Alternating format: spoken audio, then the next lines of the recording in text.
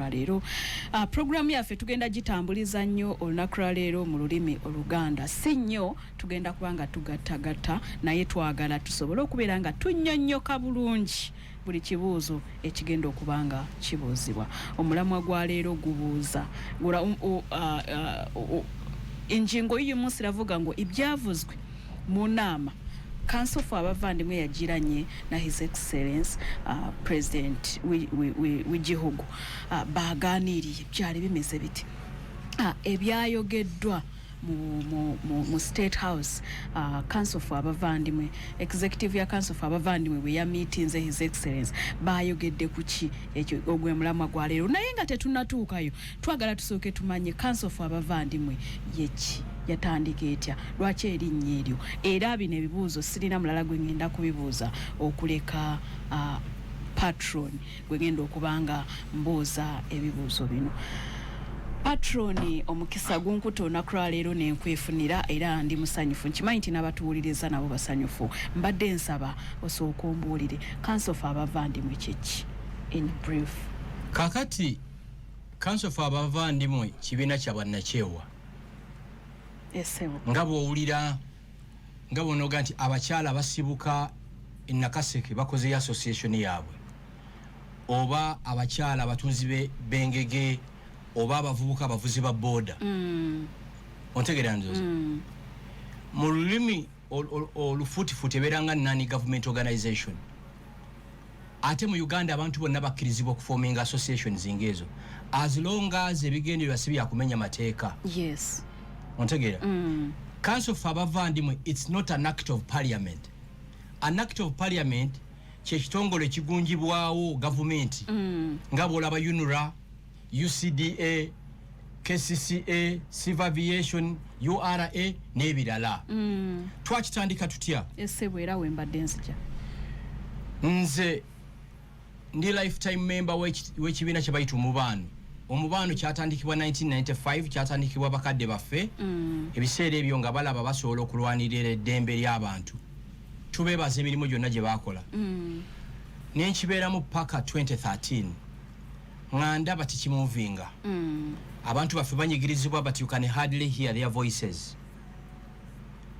Kati nze n'emikwano gyange nga buli lunaku abantu bajja mu ofiisi gaffe banyime National ID, banyime passport, banyime omulimu olw'erinnya. Ekintu kino kyatandika mabega kaawo 2013 w'ogambidde oba kuva mabega wonna Abanyarwanda bazze banyigirizibwa. Abantu kasita bamanya nti bwe ngende wagundi asobola okunyamba ku kizibu ne bw'oba tolina title bajjeewo. Actually abakulembeze all over the world abamenya record tebabangako na title. Yesu aina title, Nabi Muhammad aina title, Malcolm X aina title, Luther King aina title, Gandhi aina title, ne Mandela yennyini yagifuna ng'afuuse president. So abantu kasita bamanya nti wengende wa Mariam, wengende wa Kagaba nsobola okuyambibwa bajjeewo. So abantu batulumbanga nitugamba ne mumanyi this is too much. I think katuforminga ekintu ekiyinza okuyamba abantu baffe. Kati around 2017 ne tutandika an association called Council for Banyarwanda. That was 2017. Yeah, around there. 20 Council for Banyarwanda. Yes. Ne tukiformalizinga ne tugenda ewa registrar n'akiwandiika n'ebirala era ebiwandiiko byonna tubiina. Kakati olw'okuba ensonga y'abantu baffe rights zaffe tuluma nnyo. Olumu tuba tuli mu meeting mu office eyo. And I remember meeting eyo yaggwa ssaawa nga mukaaga ogw'ekiro. Ne twogera twali abantu nga 18 tukoze tutya. One of us atayagala mu mentioninga wano. Abantu abasinga bawulira Gashumba yayogera nze face ne there are many people, the best brains you can ever think of tuzina fe. Naga nemba bulire. As long as wali yensi gye bayita Rwanda temujja convincing Uganda nti muli Uganda. Nimubuza why. Nti buli wogamba nti oli Munyarwanda mind y'omuntu eswitchinga munsi Rwanda. Nenga tefa aboogera situina kakwate ku Rwanda. Abamu tetutuukanga naye. Rwanda njagala nnyo President Kagame mwagala nnyo nga gyekomeza but I'm not a Rwandan. Era naye akimanyi. Ndi Munnayuganda. I have disagreements ne President Museveni. Naye nkimanyi ye president wange. Okitegeera. Era ekyo kikukakatako. Yes, he's my president. Oba omwagala oba tukola ki? Tomwagala. Nze Rwanda nkyalayo nga bwe ngende Kenya nga bwe ngende Tanzania. Kati munnaffe munagana naye omanyi. why don't we come up with an idea tukyuse erinnya before patron ogenda kuba birango nedda awo nga temunaba kulowooza kukyusa linnya council for abanyarwanda yali etanguddeko nga mutandise gikozesa oba nga yawenzija between 2017 I think up to 2021 nga mukozesa council for abanyarwanda gitukozesa okay ne tukola ne research studies zonna kati munaffe munaga naye banemba bulire kiro kijja tumenya ne kituufu nga wali ensi gye bayita Rwanda tojja convincing Uganda nti tuli Uganda ekintu ekyo fene kitujja mitwe gyaffe ne mutandika olabanga kituufu wali owulidde mu Uganda gwe bayita muna Kenya nedda muna Congo oba muna Tanzania gwogambo kyatu oli munyarwanda ate oli muna Uganda ate wali ensi gye bayita Rwanda no munyarwanda aveno nadde e Rwanda nzija omwana alinye basi n'ava e Rwanda n'ajja e Uganda wagwanga ki ayitibwa abeera munyarwanda gwoli ki nze ndi ndi munyarwanda wonderful ekyokubiri ambassador wa Rwanda e Uganda si munyarwanda kagabo liki ni munyarwanda olaba kiconfusinga yes. kandi ugamba mumanya akaseera katuuse bannansi ya Rwanda basigale nga banyarwanda ffe tubeere abavandimwe tekitugana kuba ba musaayi gumu naye abantu baleme kubeera confused omusaayi gwange bw'okola DNA n'ogw'omunyamulenge gupasinga test n'omufumbira gupasinga test n'abahangaza gupasinga test ontegeera kaakati ne mbabuuza ekiro kyo mu meeting kintu kikyoyita omunyarwanda all over the world n'akyuka ne mbabuuza singa nsanze omunyarwanda Kampala road ne muyita kigambo kikyako singa mugaa nti omuvandimwe akyuka nti akyuka kubanga kyekimu yes nengenda ku Twitter handle yange ku Facebook nekiposting ati abavandimwe bwagenda okukya Facebook ebiseera bya active nnyo nga nyina abantu ebitwala 3 banga nti karame what idea gye yava kandi tugamba omanye enkera nengenda tukigazeting bwe twagenda mu URSB kyekitongole kya government ekigazeting ne batugamba tusola kigazetinga lwaki musooke mugende e Makerere batu interpreting ekigambo kino kitegeeza ki muyinza kuba mulegesenga kintu kyabatujju that was 2021 kakati netugende Makerere within 2 days ne bakyudiza kitegeeza brethren ne Oluganda yes netandika paperwork netuli branding okuva mu council for banyarwanda to council for abavandimwe sitwakire out of bad intentions nga tunoonya long term solutions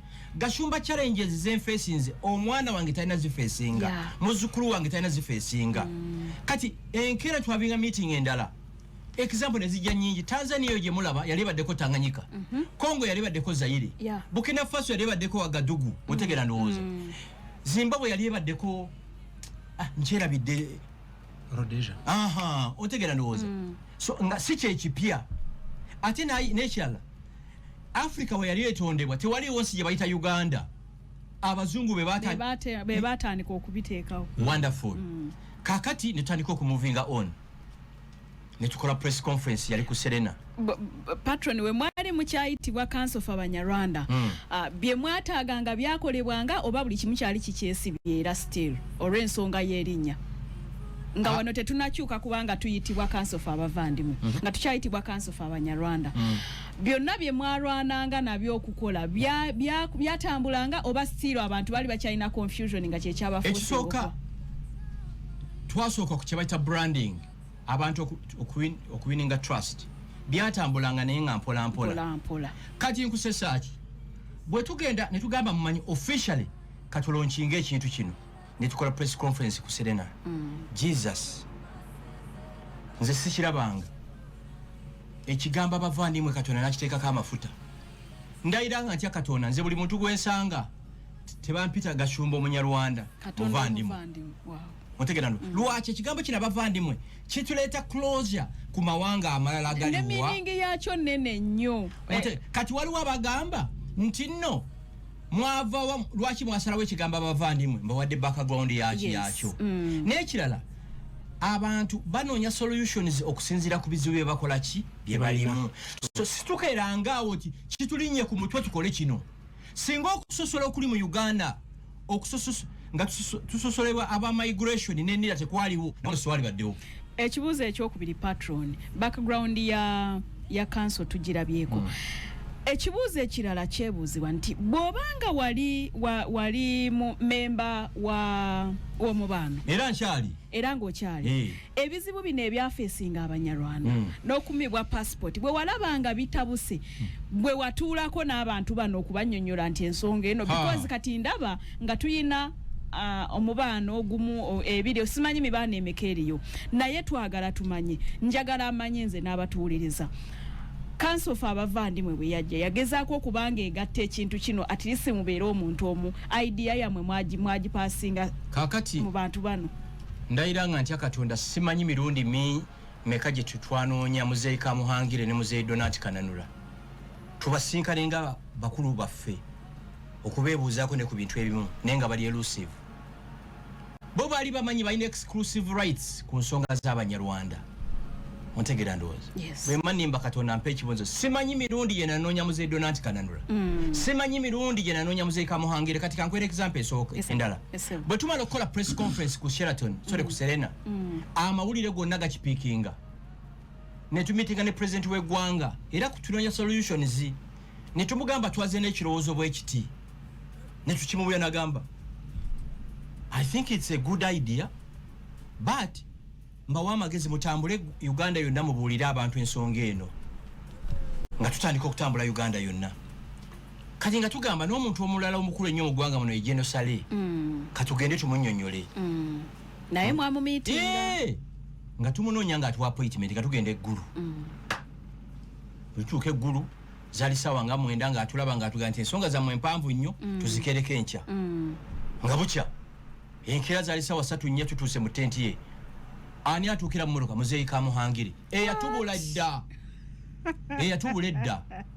owulira naye yennyini balaga nti ebyamwe tabirimu disrespect wano waliwo kye bayita mu Lunyanda bakiyita bati akasuzugulu ontegera ndowooza mu Luganda bakiyita zarawu mu Swahili kiba zarawu ejjoogo kati ye yalinga atulaba nga abali mu kuzannya kati najja Genosale n'amutwanjulira Genosale amazima yatulimba n'atugamba mbuno naye yasangiddwa ajja kakati Muzeeyi Kamuhangire naye nakkiriza nti ekigambo Banyarwanda ne Rwanda kikonfusinga n'agamba muli batuufu nnyo naye mwakyuzinga tukyuse erinnya ne tugamba Muzeeyi tukiza come up with a name gy'okola ki gy'oyagala paka kakati talireetanga owulira esebo bwekityo bwe kiri ekisooka situlitandikangako with ill intentions twalitandika kunoonya ddagala dijjanja bakiwundu obulumi obulyawo ekitufuula abayivu ekitufuula abantu abali informed si kwogera ku radio coming out with the solutions tubisolvinze tutya okitegeera patron tuvuddeyo eyo era tusisinkanya abantu ab'enjawulo nga tubagamba idea yaffe ey'okubanga twagala okubanga tukyusa erinnya era abasinga obungi idea ne bagibayinga bwe twamala okufuuka Council of Abavandimwe twatandika okufuna obuyambi bwe twalwanirira luli oba ebintu byasigala bikalubyemu ebintu bikyali bikalubu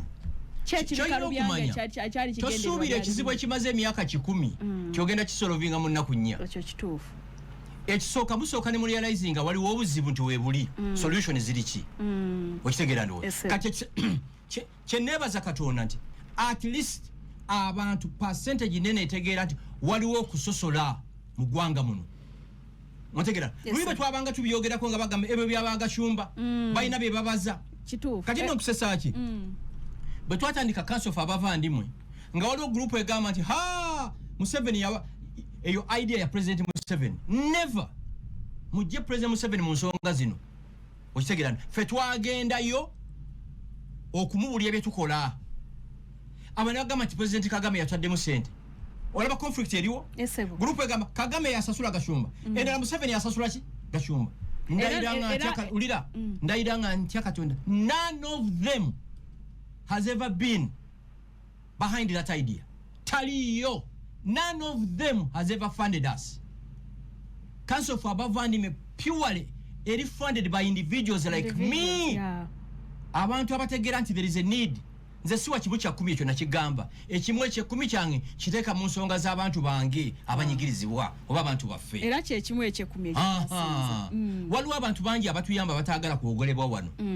Katubadde tugenda mu constitutional court there are many friends aba contributing the center kwekye kintu Abaga Gashumba fe swagala kuvumwa ka contribution kange kako muntegera ndoze bwe kyali kubanga bagamba nti wobanga gwe kubanga basinga kwetika gwe in fact nga bagamba nti obanga ffe bwe tuba tulaba ekintu kino we kibanga tekirina in fact bwe balabye council for Abavandimwe ngegenze mu State House abalala nga bagamba abantu abo bayina politics y'abasumbuwa bwe babanga bebamu lwaki bino ebina ne bino tebikwatagana but okusinzira nga wotunyonnyoddemu bwe mwavaayo we mutyonga ebizibu bikyatambula era nga bikyagezaako saawa zino mutuuseewa kakati kangubulire council for Abavandimwe bibintu byakakola mu myaka oba ena okuva 2021 ngemaze okuyita meeting akakiiko ka Uganda Human Rights akakwata ku ddembe ly'obuntu yes era ne report ne bagisabu meeting mu parliament ne tusinkana minister Jejo Dongo former minister wa internal affairs ku nsonga yemu mu myaka gino gyenye yes actually president Museveni yatu recommending atugendeyo ne tumubulira President Museveni na tuwane temporary solutions ezinokolebwa bazikola emyezi ngesatu ne bakivaako that was 2021 2022 yes chenede kugamba ne tu meetinga former speaker of parliament Jacob Olanya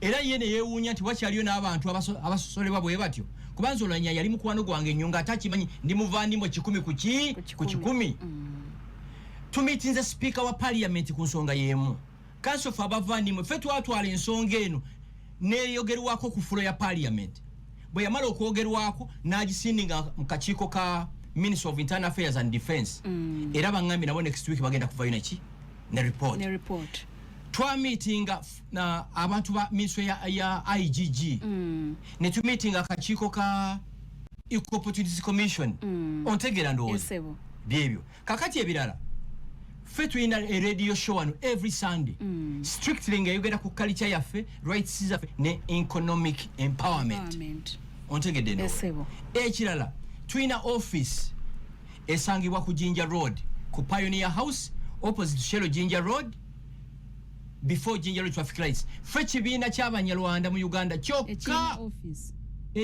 ekyaffe si briefcase kitwina wotusanga no we have a physical place of work ontegera ndowooza tosobola kwogera ku nsonga z'Abanyarwanda mu Uganda oba Abavandimwe erinnya lyaffe litatopenga wa awo wenyini we babuuliza nange wembuuliza nti mmwe mumalako mutya era gwofuniramu wa nga patron abasula mu mabaala nga banywa bamalako batya nze gye mubeera mu bbaala nga munywa amuspendinga sente ffe bu savings bwaffe tubinvestinga mu bantu okitegeera it's about the will and the commitment tuli wano ku radio esawa zino waliwo ali ku beach waliwo ali mu church waliwo ali mu muzikiti waliwo ali ku faamu ye waliwo ali mu lodge waliwo ali mu bbaala buli muntu asalawo okuteeka resources we wazikola ki wazaagalira okujjako nyalo omuntu omwave yaga nti Gashumba oyo namuwa sente ne zitakola kye zirina kukola ki kukola office yaffe tekyajinga muntu n'omu sente in fact kyembadde ngenda okubuuza kubanga bagamba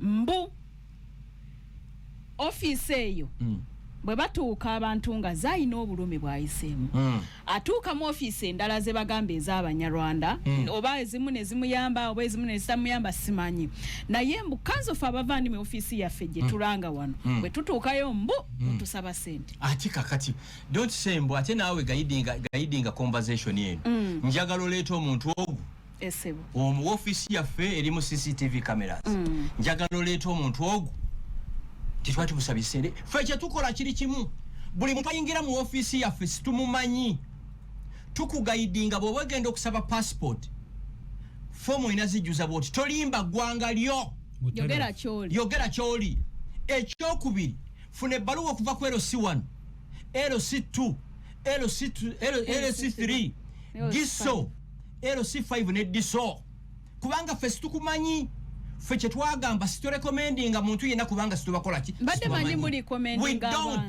we don't why would we recommend abaganda baba basaba passport Katikkiro Charles Peter Mayiga bali recommendinga abatolo Katikkiro baba bali recommendinga abasoga bali recommendinga nze Gashumba lwaki ndi recommendinga omuntu ekisoka sikumanyi ekirala tulwanyisa 10 ku 10 abantu abagwira abajja mu Uganda muno ne bagala ofuna ebiwandiiko byaffe kyetuva tukugamba ddayo gye bakola ki gye bakuzaala ate director wa ISO ne twalina meeting naye ani ono mukwano gwange ani ono I'm forgetting his name ne tukkiriziganya omuntu bw'aleeta ebiwandiiko byonna ku Ministry of Internal Affairs ISO eddemu ebibiri verifying kubanga oyinza ogenda ku NASA bikola ki nobiya lwaki sitwagala muntu atali munna Uganda funa biwandiiko bya nsi ki Uganda period kyovola ba first to recommending we don't because kachara banaye boli awo sobola ku recommending sobola ku recommending ati okola ku radio 4 ina program gyokola ne sobola ku recommending kubanga nakaseke je mwava sikola ki simanyiyo toina na bukakafu bukakasanti je nava Oh, by the way, so congrats over Nakaseki. Nenga over Angola. Which take it and those. Checho. What disagreement yafe? Kuchibine bimoto akiziganya. Era waliwo wetwalya wamu patroni awantu amu wetwali tugenze. Okay, twali tugenze in parliament. Twali tugenze okumeetinga speaker. Omuntu omu yagamba nti ye tai wali muntu gwamanyi yali ammibwa ku biwandiiko nga bamurecommendinze so tubadde tulowooza nti naffe na council of Abavandimwe recommendinga ekisooka oyalimba ekirala yajjawo obuyinza oburecommendinga abantu ng'omunyarwanda yali yalondebwa ndaga article yonna mu constitution egamba nti omunyarwanda bw'alibanga asaba passport oba national ID Dr. Kamuhangira ali mu recommendinga ebyo twagala okujjawo njagala omunyarwanda omuvandimwe mu Uganda afune passport national ID ng'omuganda bwagifuna ng'omusoga bwagifuna ng'omugisu bwagifuna ng'omuteso kubanga ffenna tuli baki bana Uganda awo wennyini ekibuuzo kyange ekiddako patroni we kijjira ebintu bino ebitukayanya mu mateeka mu ebiri ebitukayanya yes ebitulwaze omutima ebikuleetera okubanga teweebaka ebikuleetera okubanga tukyusa okay weebaka ebituleetera okubanga tukyusa erinnya okuva mu mannya gano amalala obutabeera confused ebintu bino mu mateeka mu ebiri omunyarwanda we Uganda etteeka lya Uganda mwali constitution ya Uganda egamba article 10 ulya okubeera munna Uganda oyina okubanga obirong'inga ku listi ya mawanga gano baganda bakyoli balango bateso balugwala n'abanyarwanda mwe bali owulira agali mu Uganda before February 1926 naffe mwe tuli ate n'abatuuliza mu tumumanye nti ne mu census ya 1911 abanyarwanda babaliramu wano naffe mwe tuli ye constitution bekola ki bwegamba constitution article 9 negamba nti omuntu yasangibwa mu Uganda nga munana September 1962 yafuka muna Uganda a day before independence Efemba ye ya 1995 mukawulire mu abanyarwanda n'abavandimwe egamba nti olunaku constitution ya 1995 lwetandise kola omuntu yenna yasangibwa nga muna Uganda a continuing nga muki na muna Uganda hashitegede kubira mukama engalo ez'amaanyi kakati buzibuliwa kakati bano aba migration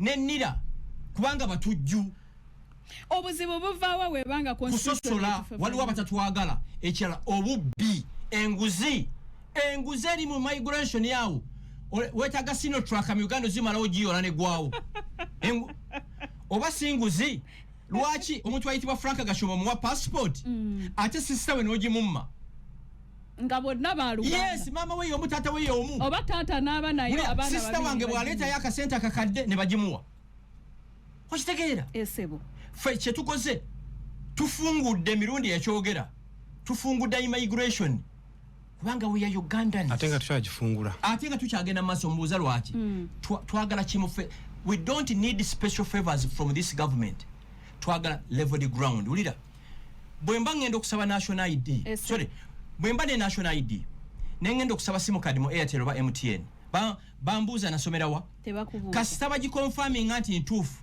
nga bampa simu card ne passport bezalikoze eki bezali badde naye obubbi buli mu immigration yawo ettima obukyayi ontegera ndowooza abantu bafuuse bakatonda patroni awo wennyini nnyini njagala ekirungi omukisa gunkutte nti nkuyina njagala onnyonnyola abantu abalwana ennyo abakyusa amannya gaabwe n'amawanga kye bali ekyokubiri abantu bano baweebwa amagezi g'okubeera nga banakyolayizinga okunakyolayizinga kuyina buzibu tukisazaamu tusazaamu ekigambo kya naturalization mulinya lya Yesu era n'omuntu ali mu immigration akipushinga mukama muwe ekiboneze ekikyasinze. Ulira abantu baffe olw'okuba basosolebwa olw'eggwanga lyabwe bangi bakyusiza amawanga neyeyita omunyankole neyeyita omuganda neyeyita omusoga naye nga deep in him munyarwanda kubanga akimanyi bw'anaagenda asabe passport nga yeeyisa omunyanda bajja gikola ki bajja gimumma. Owulira ndowooza kaakati bano bakatonda b'immigration ne bajja n'ekirala nti gula obutuuze. Omuntu gwagamba agula obutuuze bajjajja be baziikibwa wano 1930 bazadde be bazaalibwa wano mu buli kulonda okubaddewo abadde alonda. Lwaki mu kulonda tubeera bannayuganda? Okulonda akalwe kagwa ne tusizinga. In summary, abali mu immigration baapulayinga amateeka gano selectively. Ontegeera bagoberera constitution. No way. Chovola bwe twadde tumitinga president w'eggwanga teyabayise yayise office ya Antony General kubanga legally yayina okwadvisinga government etteeka litegeeza ki era lina tambula litya. Bana ba immigration batuse ne kaseera nga bw'oba n'erinnya nti gwe Kayitale gwe Ngarambe get out of my office, you are Rwandan. Naye ng'omuntu gwagamba you are Rwandan tamanyi na gatuna wakola ki wafaanana. Okitegeera njabo bwe kiri bintu bibiri obukyayi engege batuyinako ekyokubiri obubbi enguzi eri awansi awo. Kankwe story nijja kushokinga era n'omukulembeze twagimubulidde. Waliwo omwana omuwala yali desperate nga yala kutambula nga yala genda kusuubula n'agamba Mr. Gashumba nze ebya constitutional court bijja kulwa kangende nsabe naturalization n'agenda n'agisaba process yonna neggwa. Bwe yatuuka ku process efembayo ne bamugamba ulira bw'ogenda application ogijjuliza online bw'ogijjuza online olina wotuuka ne bakubuuza ozaalibwa mu nsi ki nti Uganda ng'eshatinga down ng'ereeta Rwanda. Kati olwokuba bali desperate ng'akirikinga Rwanda bw'amala okirikinga Rwanda nga bamugamba genda mu nsi y'e Rwanda oleete ebbaluwa ekakasa nti oli munnansi w'e Rwanda.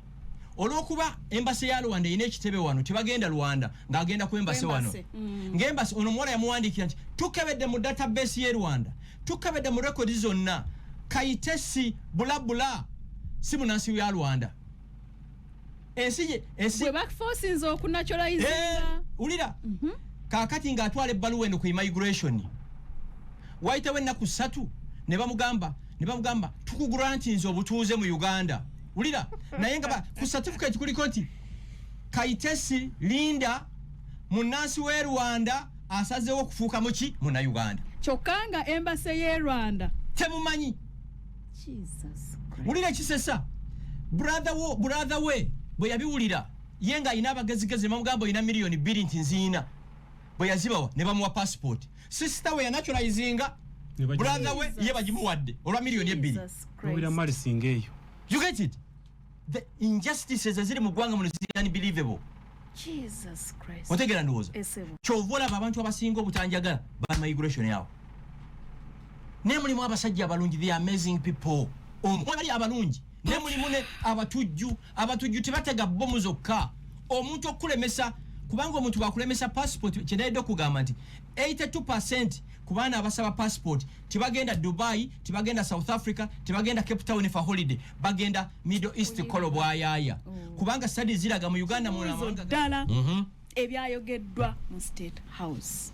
Amawulire gatulaga era nga ne kamera zakute executive oba abantu abamu aba Council for Abavandimwe nga muli mu State House. Ensonga ez'abatutteyo ze zimu eziruma Abanyarwanda oba nsonga zammwe ng'abantu bwe zibanga zaffe patron katono nnyo bwe zibanga nsonga zaffe eziruma Abanyarwanda waliyo essuubi ly'okubanga Omunyarwanda kati ssaawa zino agenda kuweebwa eddembe lye engeri gye mwasisinkanye president oba kati kankubuli ekisooka Sophie wanjisewo ndayiranga ntya Katonda emirundi emingi oba emitono gye nsisinkanye president wa Uganda conversation yaffe ebeera kukyusa bulamu bw'abantu.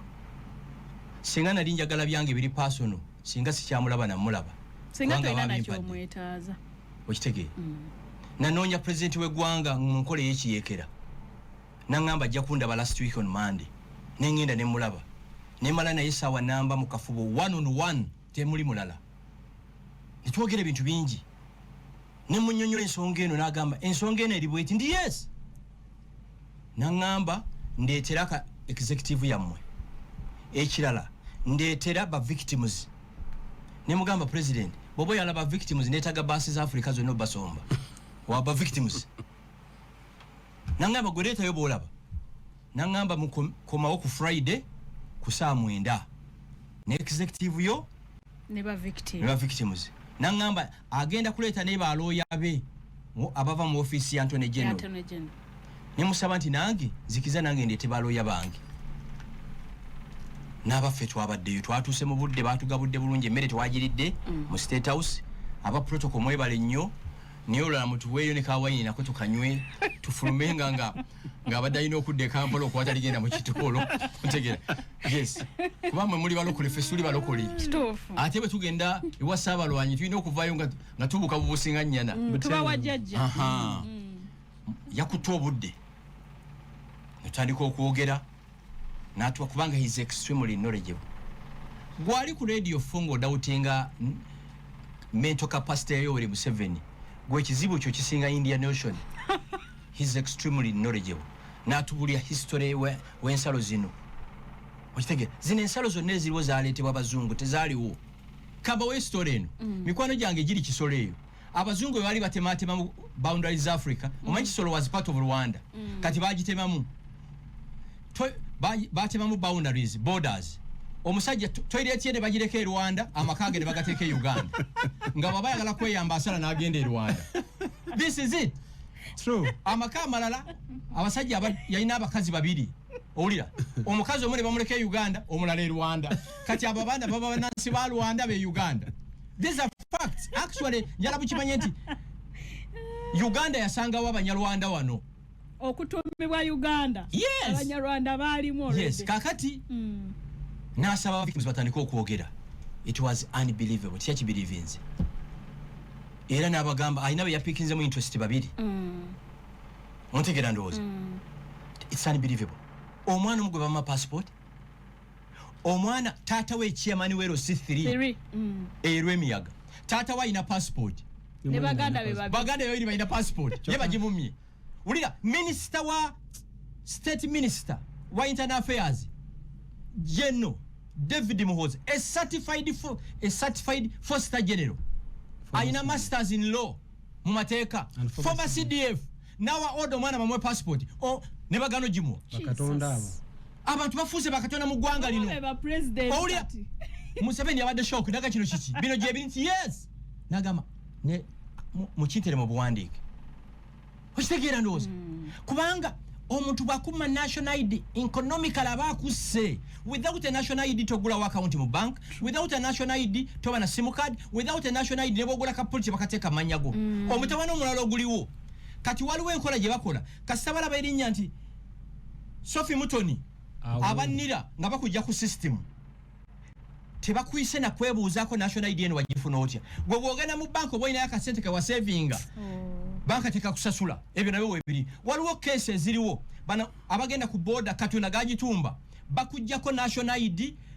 olwebikayo oyina kufuna yeri toyina kufuna ya wanjifune yawa nze munasi wa Rwanda no amwe Ugandan you get it ebyo byonna ntubiyogera natugamba ekisooka agenda kuyisa kye bayita executive order terevu ontegera ndowooza bino byonna buli muntu yenna eyamibwa passport ne national ID agenda kuweebwa take it from me kasita obanga oli muki bw'oba toli munna Uganda yogera amazima ate ayogere mazima ki situkwetaaga genda ewammwe mu nsi yo bw'oba oyagala kufuna butuuze bwa wano genda osabe naturalization so executive order applies to only Ugandans. Thank you. Era ffe tuli ready working hand in hand with the Ministry of Internal Affairs with the Attorney General's office okumakinga sure nti omuntu atali munna Uganda tofuna biki biwandiiko byaffe so ekyo amnesty whatever ekyo yakitukakasizza then tufune eddagala erikola ki erifembayo ompulira ndowooza so bye byabadde mu ki mu State House ekitegeeza waliyo essuubi eddene okusinziira ku budde his excellency bwe yabawadde essuubi lyo tuli aba freedom is coming Kambuzeemu Kagaba akyuse ayogere ku Lunyarwanda. Kagaba ayogere ku Bavandimwe. Niki kyali mu State Lunyarwanda House? lwange ndwogera kiro naye kati ate misana. Omanyi olw'okuba ntera okubeera ku radio manyi olumu ensobi ze tukola. Oyinza okubeerawo ensonga enkulu eba erina okwogerwako n'otagyogerako. Abantu bonna abadde batuwuliza ku platforms zonna, social media, radio, TVs, tubadde tubagamba nti tugenze mu buli office yonna situfunye buyambi. Twali twasalawo tugenda mu Constitutional Court. Bwe twasisinkanye omukulembeze yatugambye nti teri nsonga n'emwe tutwala mu Constitutional Court. In fact bagambye nti wali bani don't spoil my day. Bobanga nange bobanga when we are big cats ozimanyi. Yeah.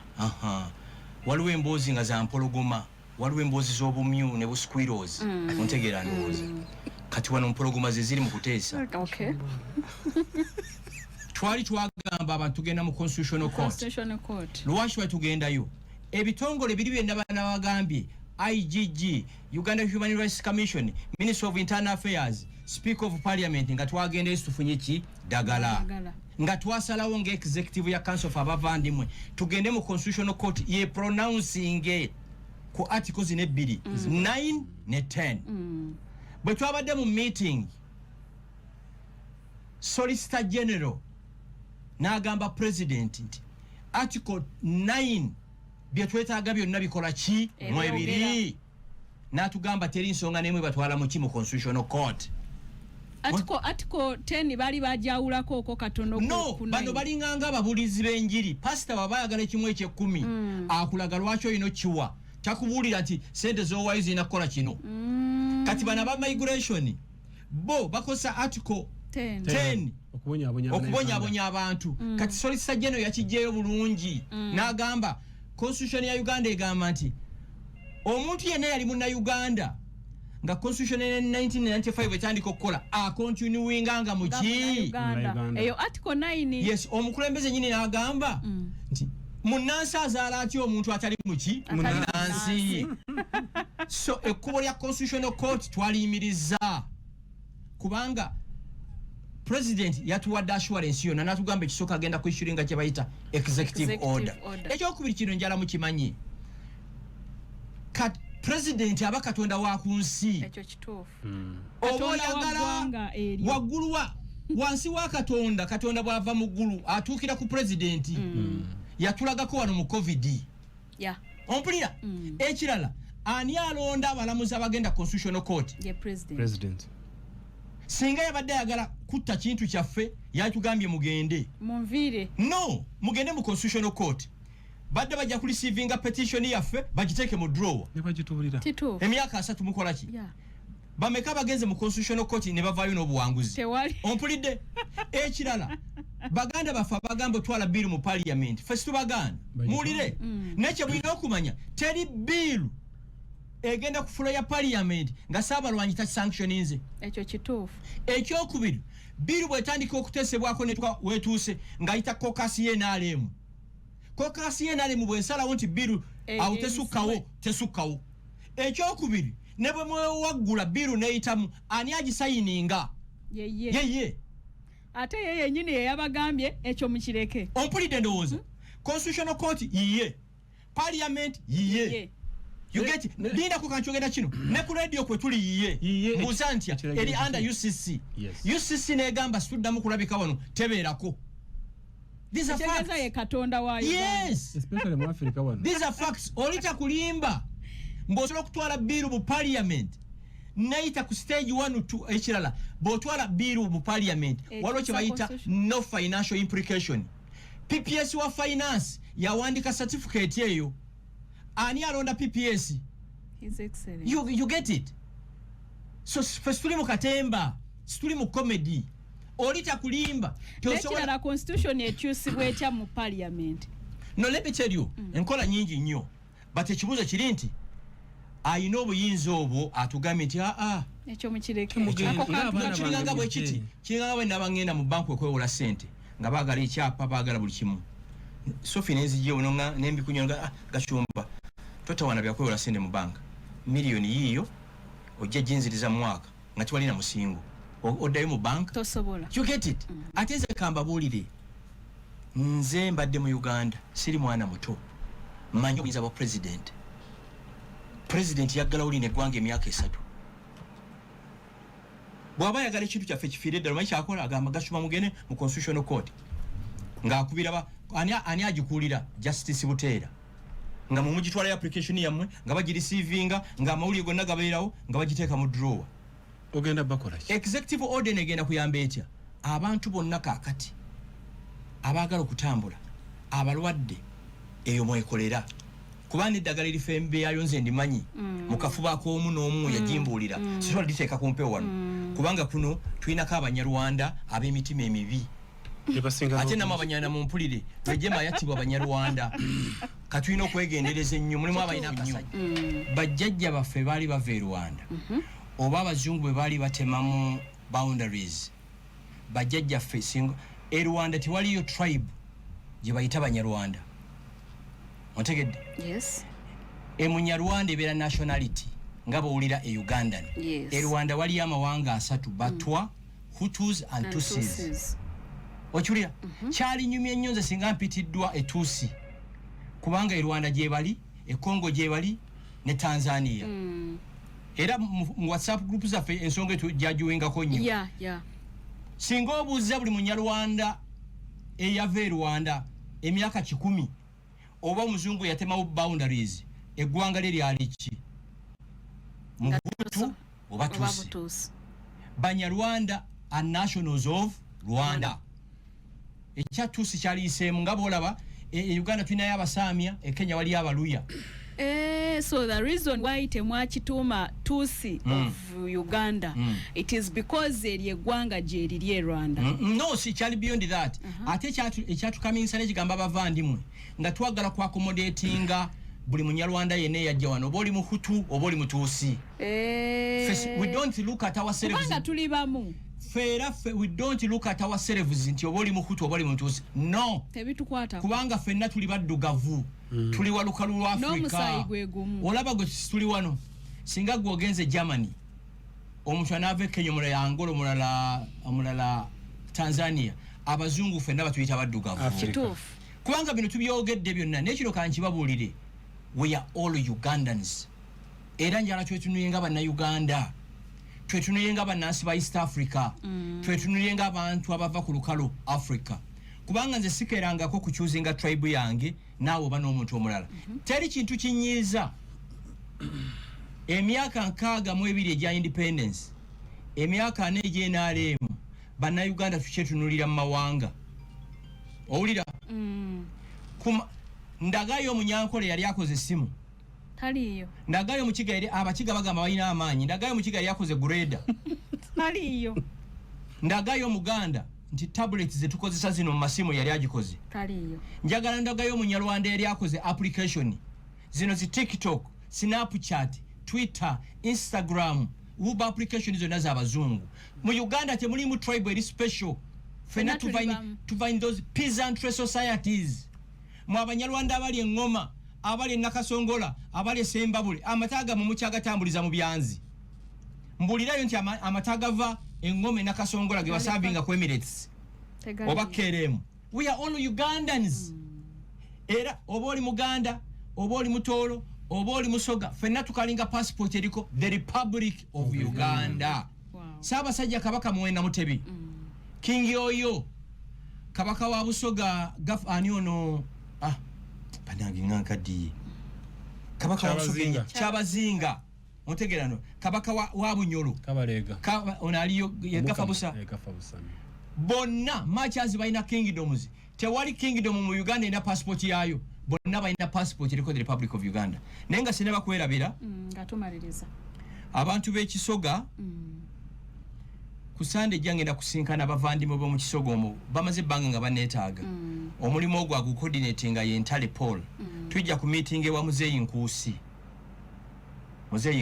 kusande okuva ku saa 8 bamaze banga kitwasalawo sooka okukola. The strategy was very simple nga suna bagenda ku ground abantu balina okusooka ne bategeera ebintu bino bwe biri era kimanyi program eno gyetuwadde bategedde ebikola ki bisingawo ontegeera ndowooza emirimu gyonna gye tukola giri pro bono ndayira nga ntya Katonda President Yoweri Museveni tawangako council of Abavandimwe wadde siringi 10 era mu abali abalowooza nti bino birimu ssente by the way oba muga birimu ssente mujje nabo bagendeyo nabo bayingire mujje ate saagala mujje nti president atuyise omanyi waliyo n'abantu abo abalala gye mubeera eno nga mutambula mu bantu tobalaba kasaba uli nti atuyise awo nga bakola ki nga bajja you get it twetaaga abantu abali committed kukola ki okukyusa obulamu bw'abantu baffe njagala emyaka 10 abali beerewo bagambe nti ebintu byakyuka mu bulamu bw'abantu bino olw'abantu bano gundi okitegeera yes ate n'ekirala kye nali mbalabyeko abakansifa Abavandimwe siwulirangayo kintu kyonna kye twali tukoze ne musonza abantu sente no tuyina abantu simanyi radio show let me tell you tuyina abantu ye Muganga abantu bamumanyi Dr. Muganga Vice Chancellor of Victoria University uyo omu ku bantu abatu supportinga abalabo tebagala kwogerebwa mutegeera ndowooza sisuubire nti twali tubagambye ko nti muleete sente no way tuyina abantu abatusigamu olw'ebirungi bye mukola no bo bagamba nti engeri yokka gye bayinza okwebaza Katonda olw'ebirungi byabakoledde kwe kuyamba beetaaga okuyamba kubanga bw'oyamba omwana omuwala n'afuna passport n'agenda n'apakasa Dubai Saudi Arabia n'aweerera abaana be oba okoze omulimu gwa Katonda actually waliwo omukyala baali bamumye passport ne tumuyamba n'agifuna n'agenda okupakasa Saudi Arabia yankubira after 3 months n'angamba kino sikirabanga nti ki nange nsobola okuweerera omwana wange kaakati mu budde kana ono omukyala gw'ogaana okufuna passport omwana gwazadde nkyayinza okufuuka president w'eggwanga okujja na application eyinza okukyusa ensi eno so bye tukola Katonda yalisinziira ku bye tukoze tujajinga si bano abantu abali ku nsi kuno kituufu